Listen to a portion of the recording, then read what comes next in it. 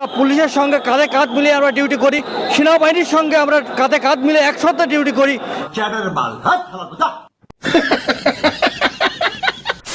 আমাদের দাবি হচ্ছে এক দফা এক দাবি জাতীয়করণ করতে হবে। হ্যাঁ ভাই, তোদের আনসার বাহিনীকে খালি জাতীয়করণ না, বর্তমান দেশের সরকার বানিয়ে দেওয়া হবে। না ভাই, বর্তমান সরকারের কাছে দাবি দেওয়ার কোনো অভাব নাই। আমাদের দাবি দাবাগুলো পূরণ করা হোক। আমাদের হাসিয়াপা যখন এই দেশের প্রধানমন্ত্রী ছিল তখন এই দাবি দাওয়াগুলো কই ছিল? আরে কাকা, দেখে তো বিরাট বড় ঘটনা ঘটে গেছে। ঘটনা কি ঘটেছে? আমাদের বাংলাদেশে কি যেন একটা বাহিনী আছে, ঠিক মনে পড়ছে না। হ্যাঁ, আনসার বাহিনী। আনসার বাহিনী নাকি আন্দোলন করছে রাস্তায় নেমে। কিন্তু কেন? তা বাহিনী কাকারা বলেন আপনাদের দাবিগুলো আসলে কি? আমাদের দাবি হচ্ছে এক দফা এক দাবি জাতীয়করণ করতে হবে। তাদের একটাই দাবি, তাদের জাতীয়করণ করতে হবে। আনসার বাহিনীর জাতীয়করণ করতে হবে। চাচ্ছি যে আমরাই আন্দোলন করে জাতীয়করণ হোক, আমরা এটাই যাতে হোক। আমাদের কথা যদি আপনাদেরকে বলতে চাই, এই আনসার বাহিনী বর্তমানে দেশের সরকারি চাকরি চাচ্ছে। তা আনসার বাহিনীরা ভাই, তোমরা এই জাতীয়করণটা আসলে কেন চাচ্ছ?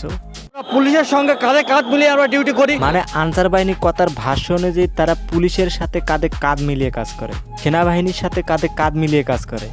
সেনাবাহিনীর সঙ্গে আমরা কাঁধে কাঁধ মিলে একসাথে ডিউটি করি। বাংলাদেশের মানুষ সেটা ভালো করে জানে যে আনসার বাহিনী বাংলাদেশের আসলে কি কাজ করে। সেনাবাহিনীর সঙ্গে আমরা কাঁধে কাঁধ মিলে একসাথে ডিউটি করি, পুলিশের সঙ্গে কাঁধে কাঁধ মিলিয়ে আমরা ডিউটি করি। এই আনসার বাহিনী তো নির্বাচন আর পূজা ছাড়া আসলে তাদের চোখে পড়ে না। খালি পূজার নির্বাচনের সময় এই আনসার বাহিনী কাজ করে, তাও আবার 1 থেকে সর্বোচ্চ 5 দিন ডিউটি করে। আর 5 দিন ডিউটি করে 6500 টাকা পায়, তাও নাকি এদের সংসার চলে না।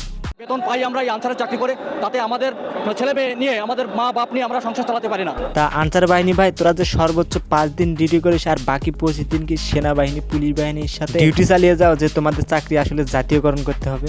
আমাদের 3টা পয়েন্ট, আমরা দীর্ঘদিন থেকে আনসার পুলিশের সাথে, আর্মির সাথে, বিজেপির সাথে একসাথে কাজ করতেছি, কিন্তু আমরা বারবার বক্তব্য করতে থাকলে কিন্তু ঝড় তুলে ফেলবো। এই বাংলাদেশ আনসার বাহিনী নাকি সেনাবাহিনীর সাথে কাঁধে কাঁধ মিলিয়ে কাজ করে। সেনাবাহিনীর সঙ্গে আমরা কাঁধে কাঁধ মিলে একসাথে ডিউটি করি। ওই দেশে এত বড় একটা বন্যা দুর্যোগ যাচ্ছে, একটা আনসার বাহিনীকে তো দেখা যায় না। মানে ভাই, আপনারা কি বুঝতে পারছেন কই আগরতলা আর কই চকিতলা?